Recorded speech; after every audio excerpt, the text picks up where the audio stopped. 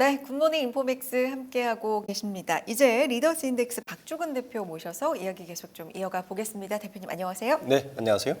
오늘 산업재해 이야기를 좀 여쭤보고자 하는데 이재명 대통령 휴가에서 복귀하자마자 모든 산업재해, 산재 사막을 최대한 빨리 직보하라 네. 이런 지시를 내렸고요. 산재 사고 미필적 고의에 의한 살인 아니냐 뭐 이런 표현을 하기도 했습니다. 좀 강한 표현이긴 한데 어쨌든 표현에 굉장히 좀 신경을 쓰고 있다는 분명한 것 같거든요. 배경 좀 볼까요?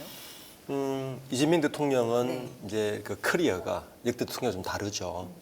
우선 본인 자체가 소년공 출신이고 또 산재를 직접 당한 역을 가지고 있고 그래서 당선되었을 때부터 이 산재에 대해서 굉장히 이제 강한 의지를 가지고 있고 특히 고용노동부 장관을 민주노총 의장 출신을 뽑은 걸 보면 그 의지를 좀 충분히 읽을 수 있는데 그럼에도 불구하고 당선되자마자 제일 처음 행보 자체가 SPC 산재에 가지 않았습니까? 회장을 직접 불러서 했는데 그 다음 주에 바로 이제 포스코에서 사고가 발생하기 시작했어요. 그러니까 본인의 어떤 정치적인 행보 자체를 첫 행보를 거기에 뒀는데 거기서 사고가 연속해서 발생을 했고 특히 포스코 ENC는 사망 사고 일어난 지 또 일주일 만에 또 사고가 발생했기 때문에 사실은 대통령이 미필적 고의에 의한 살인이라는 말을 쓰는 건 굉장히 강한 표현이거든요. 그런 표현을 썼는데도 불구하고 또 DLC에서 네네. 또 사고가 발생했기 그렇죠. 때문에 한동안은 이런 산재에 대한 강한 행보는 저는 이어질 거라고 보고 있습니다. 뭐 TL ENC 얘기도 해주셨는데 현장 공사가 중단이 되고 뭐 경영진 대표 임원 전원 사표 지금 얘기도 보도로 나와 있는 상황이고요. 이렇게 대통령도 강한 의지를 보이고 있고 산업 재해 지금 이제 초점이 여기에 맞춰져서 그렇게 보도가 계속 그렇죠. 자주 더 나와서 보이는 건지 몰라도 굉장히 자주 사고가 발생한다는 걸 요즘 새삼스럽게 또 느끼거든요. 2, 3개월 내에 산재를 획기적으로 줄이겠다 이제 이렇게 밝혔는데 어쨌든 우리나라 산재 사고 굉장히 좀 심각한 상황인 네. 것 같고 단기간에 좀 성과를 보일 수 있을까요? 어떻게 보십니까? 저는 단기간에 성과를 보기는 어렵다 보고 좀 구조적인 문제가 있고 제도적인 문제가 있는데 우선 제도적 문제를 좀 살펴보면 저희가 이제 산재 사망 관련해서 저희가 기업들을 한번 조사를 해본 적이 네. 있거든요. 근데 실제 이 기업에 들어가 보면 중대재해처벌법을 통과된데도 불구하고 그렇죠. 지금 그 고용노동부의 산재 관련 홈페이지 들어가서 서칭을 해보면 특이한 점이 하나 있습니다. 어떤 거예요? 미국과의 가장 큰 네. 차이가 기업 이름이 나오지 않습니다. 어떤 기업에서 발생한 사고인지가 안 나와요? 그렇죠. 그래서 이게 저는 가장 이 사고를 반복해서 날 수 있는 가장 큰 원인이라고 보거든요. 미국의 산업안전보건청과 영국의 보건안전청은 들어가 보면 누구나 그 사망사고가 어느 기업에서 어떤 기업이 일으켰는지를 바로 알 수가 있습니다. 만약에 이게 기업 이름이 오픈된다면 주가의 치명적인 사고, 주식의 치명적인 어떤 흠길이 되겠죠. 그럼 우리는 이제 보도로는 알 수 우리는 있는데 보도로는 알 수 네. 있는데 실제 홈페이지 역대 이력들을 다 뒤져보면 어느 시기에 시일 장소는 나와 있고 어떤 분이 이름은 밝히지 않았지만 뭐 어떻게 돌아가신지는 나오지만 기업 이름은 나오지 않고 있습니다. 그러니까 이게 제도적으로 아마 이 정부에서 제도적으로 기업 이름을 오픈할지 모르겠지만 첫 번째는 제도적인 그런 한계이 있고요. 두 번째는 구조적인 문제가 있는데 요즘 그 산업 현장 특히 건설 현장 가보시면 우리나라 산재 사고가 건설사에서 가장 많이 일어나거든요. 그 70% 거기서 일어나는데 건설사의 그 고용 형태가 5, 60대가 대부분입니다. 굉장히 노령화되어 있고요.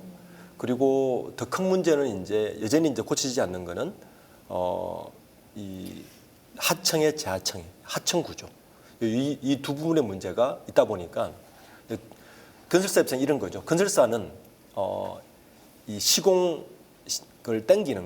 당기는 게 돈이거든요.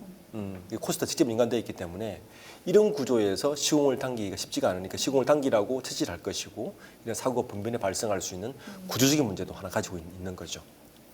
제도적인 문제도 있고 구조적인 문제도 있어서 이걸 좀 바꾸는 과정이 필요하기 때문에 그렇죠. 단기간의 성과는 좀 물음표다. 뭐 네. 이런 의견이신데, 자 어쨌든 정부의 의지는 상당히 강력합니다. 가장 좀 그 강력한 의지가 드러난 최근의 사례 포스코 ENC인데 건설 면허 취소까지 검토하라. 이제 이런 지시가 있었고, 이게 얼마나 강력한 조치인가 이제 역대를 보면 좀 느낌이 오잖아요. 이게 건설업 면허 취소 마지막으로 이루어진 게 94년으로 가더라고요. 네, 그렇죠. 성수대교 네. 붕괴 사고 네. 동아건설이었는데 네, 맞습니다. 굉장히 강력한 조치네요. 네. 그러니까 28년 뭐 만에 처음으로 네, 네. 이제 만약 이루어진다면 첫 사례가 될 텐데 쉽지는 않을 것 같고요. 우선 이제 면허 취소라는 게 얼마나 강력하냐 하면은 건설사에게는 건설사의 문을 닫아야 되는 것과 똑같습니다. 그렇죠. 왜냐하면 일단 면허 취소가 되면 신규 사업을 못 하죠. 그리고 다시 면허를 취득해야 되잖아요. 다시 면허를 취득하면 어떤 문제가 있느냐?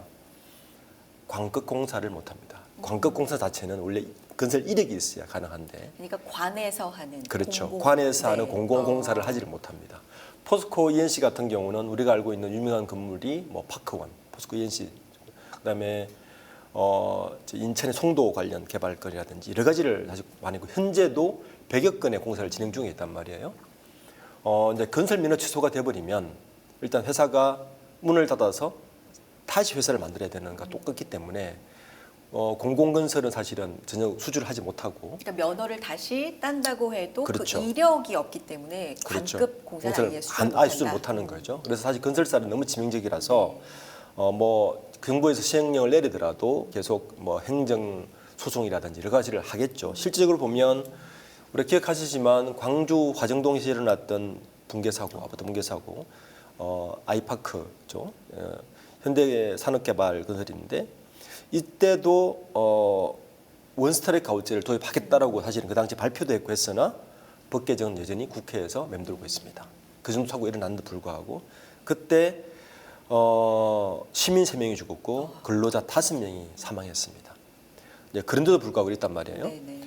그리고 법이 통과하더라도 네. 원스트라이크 아웃제가 만약에 국회에서 공진하고 있는데 만약에 이 법이 통과하더라도 이 제도의 취지가 부실 시공 구조물에 대한 사망 사고를 방지하기 위한 것이기 때문에 포스코 ENC에 적용을 못합니다.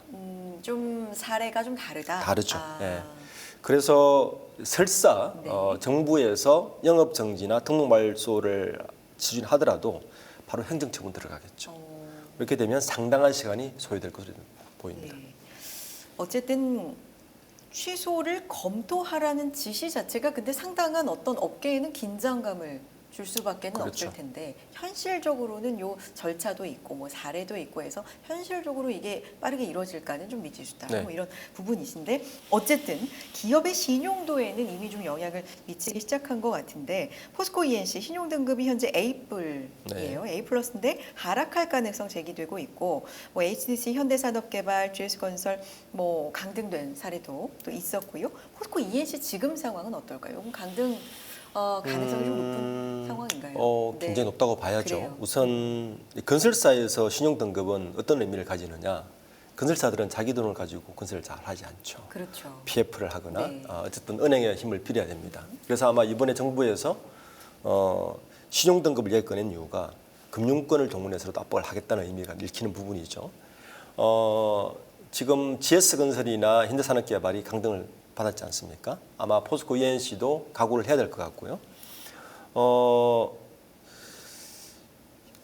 강등이 되면 신용 등급이 낮아지면 자금 조달이 어려워지겠죠. 그럼 전반적으로 밸류에이션 자체가 같이 하락할 수밖에 없고, 투자자 관점에서 보면 주목할 것은 요게 이제 자본 비용 상승으로 바로 이어지잖아요. 이렇게 되면 GS건설 같은 경우도 A+에서 A로 강등되면서 자기 자본 비용이 엄청 올라갔거든요.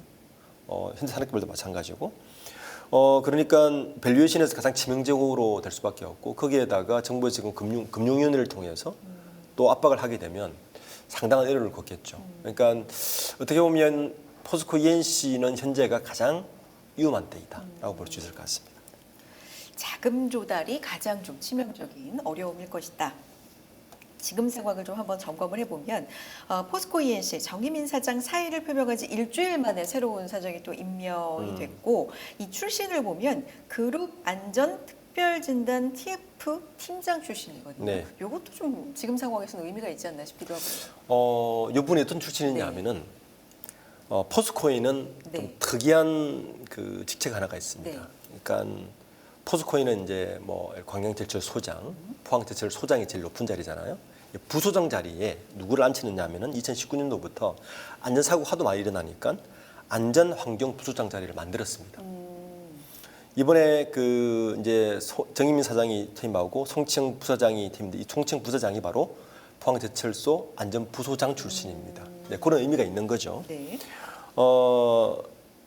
그 원래 송치영 현재 부사장의 대표 같은 경우는 포스코홀딩스 그룹 안에서 그러니까 특별 진단 태스크포스 팀장 출신이고 이 안전 분야에서 굉장히 오랜 이력을 쌓아와서 이번에 이 인사는 정부에 대한 강력한 대응에 대한 포스코 측의 적극적인 제스처로 이제 읽히는 부분은 맞습니다.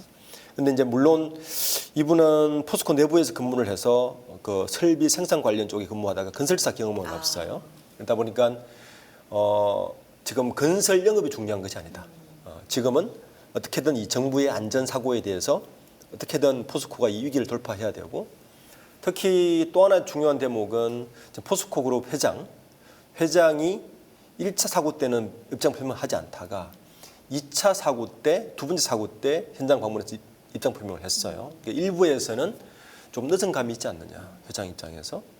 또 우리가 잘 알듯이 포스코 그룹 회장 자리는 늘 정권의 변화와 민감한 영향을 받고 있잖아요. 그래서 이번에 이 인사를 보면 포스코 회장이 어떤 어느 정도의 무게감으로 인사를 했는지를 좀 알 수 있는 부분이고, 왜냐하면 건설사 경험이 전혀 없는 분을, 그러니까 포스코 포항제철소에서 안전 설비 관련 이력을 쌓은 분이고 안전 소장을 했던 분을 앉혔으니까 건설사는 포기하고 안전 쪽으로만 무게를 준 거 아닙니까? 그 정도의 강한 인사였다라고 읽히는 부분이죠.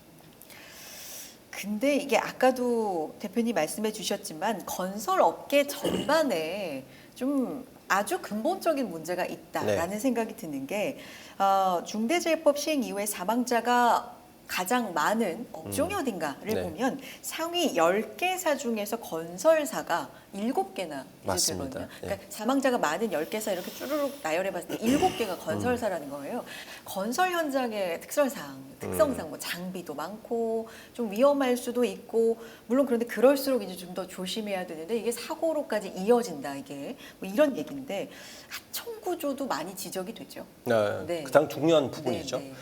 그러니까 이번에 포스코 ENC하고 그러니까 DL건설이 중대재해 사고를 좀 전반에 발생하고 있는데 이런 구조를 보면 대부분 하청업체에서 일어난 거죠.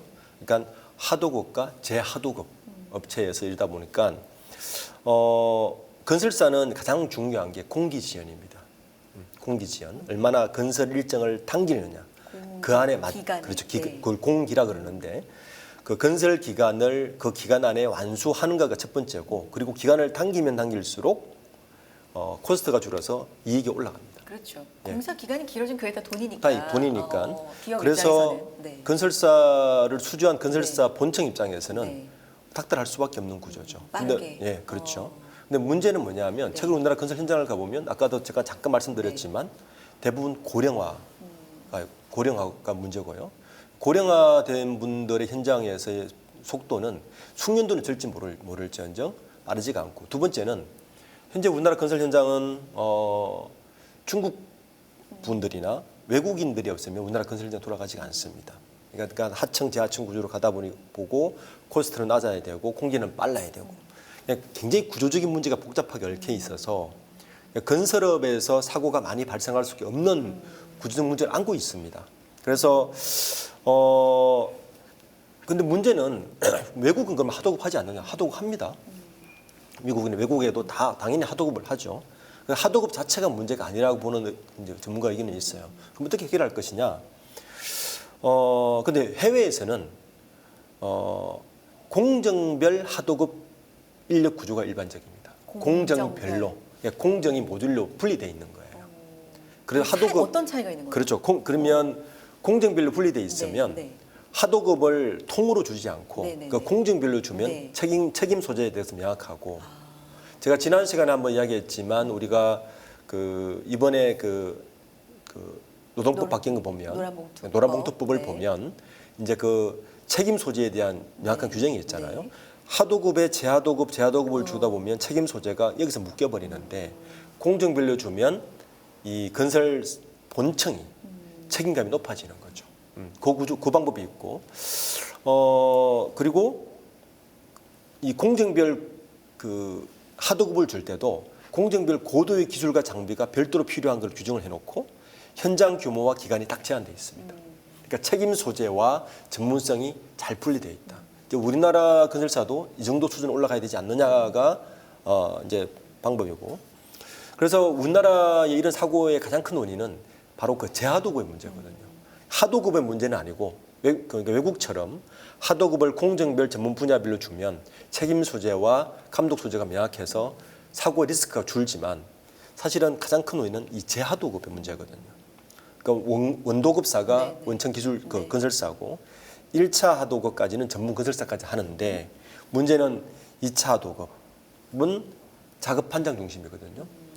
3차 하도급까지 가면 개별 기능공 중심입니다. 그러니까 작업 반장, 개별, 기능군까지 이제 거의 3, 4, 4차까지 그렇죠. 이제 네. 내려가는 거예요. 이게 지금 우리나라 건설 일반적이거든요.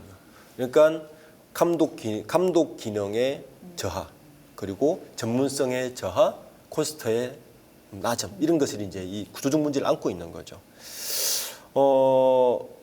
이런 상태에서 이제 공기를 당기라고 압박을 주니까 사고가 빈번하게 나올 수밖에 없는 구조고, 그리고 이제 전문성을 가지고 있는 분들은 고령화되어 있는 추세고, 그래서 이제 하나의 방법으로 요즘은 외국처럼 안 되면 우리나라도 건설을 모듈화 시키자는 말, 제도적으로 모듈화. 네.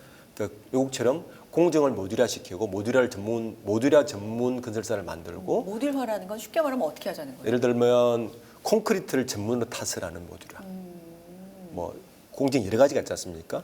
콘크리트 탓을 하기 위해서 뭐 이 철근들을 엮는 부터 시작해서 여러 공정들이 있는데 그거를 전문성 있는 부분은 다 모듈화를 시켜서 감독 기능과 하도급 기능을 좀 더 분할해서 관리를 좀 잘 되게 만들자는 의견이 좀 있습니다. 그러니까 우리나라가 지금 건설사가 구조적 문제를 계속 안고 가는 것보다 이렇게 좀 구조적으로 바뀌어야 될 필요가 있지 않나라고 지금 지적하는 전문가들이 많습니다.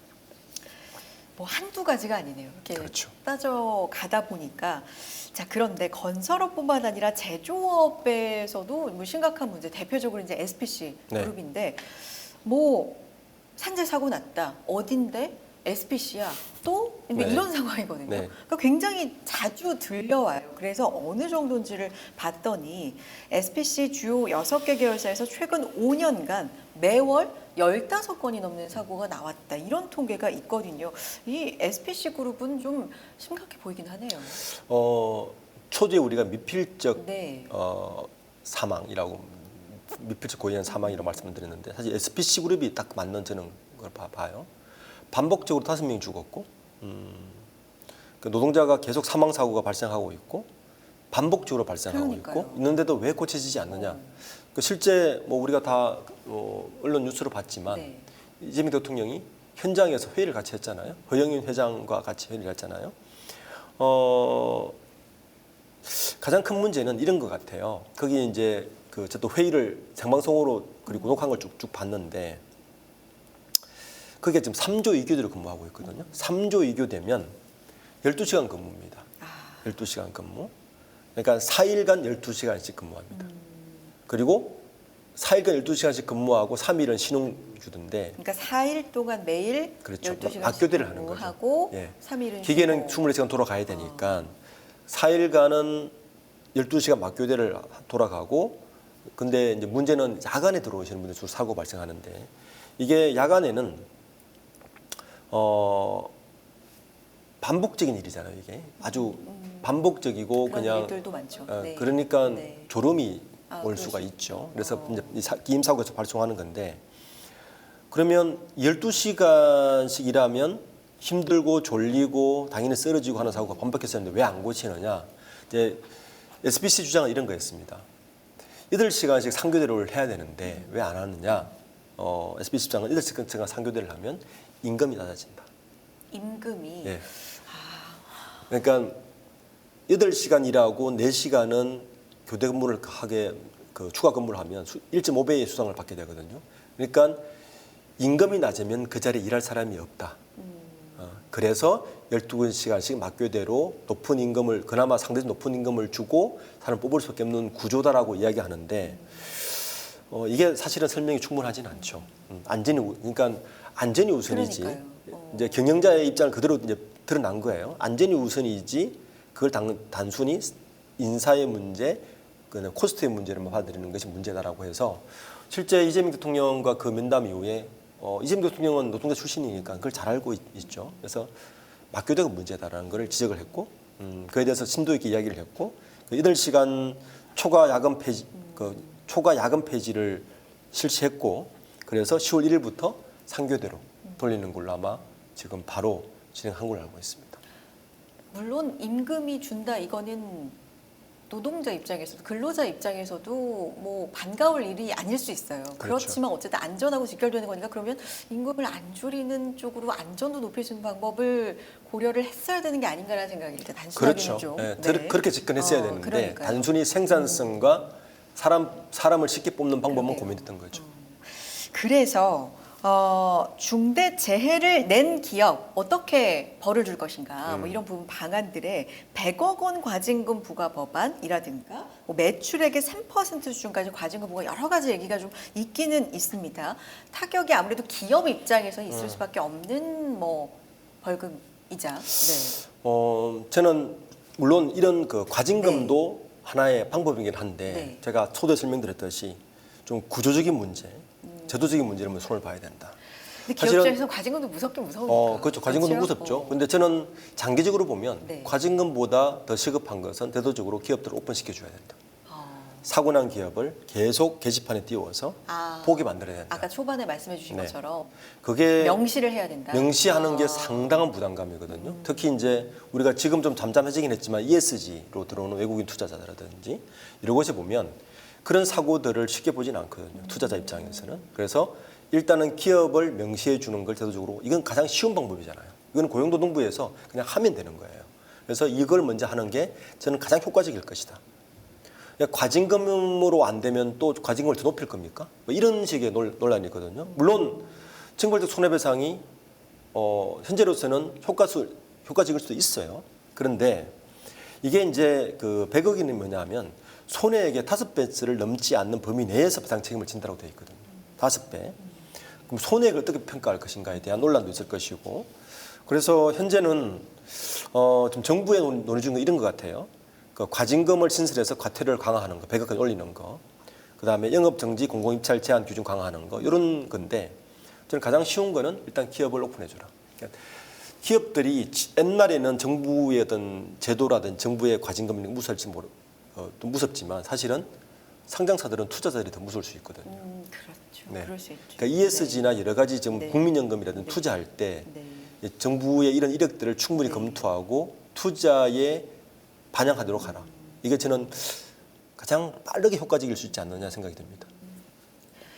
기업 대출 받을 때도 만약에 이런 산재 이력 있으면 잘 안 해주고 뭐 이런 방안도 지금 얘기되고 그렇죠. 있잖아요. 예. 네. 그래서 기업이 금융권을 네. 통해서 압박을 들어갔죠. 네. 그러니까 이제 신용 등급 하락시키고 네. 하락되면 대출이 줄어들고 자본 비용이 올라가고 이런 것도 당연히 대책에 들어가고 있습니다. 근데 현재까지 중대재해처벌법으로 실형받은 사례가 몇 건인가 봤더니 한 건이더라고요. 네. 뭐 이런 부분은 지금 어때요? 좀 보완할 부분이 있는 거 아닌가라는 생각도 들고요. 우리가 중대재해처벌법이 통과될 때만 해도 네. 기업들이 굉장히 아우성이었죠. 그리고 그때 생긴 게 기업의 CSO라는 자리가 생겼습니다. 그러니까 중대재해처벌법을 하면 경자가 책임을 져야 되니까 오너들은 책임지기 싫잖아요. 그래서 별도 대표이사를 만들어서 책임지게끔 만드는 자리까지 만들었는데 그리고 사실 가장 많이 이득을 본 것은 로펌이었고요.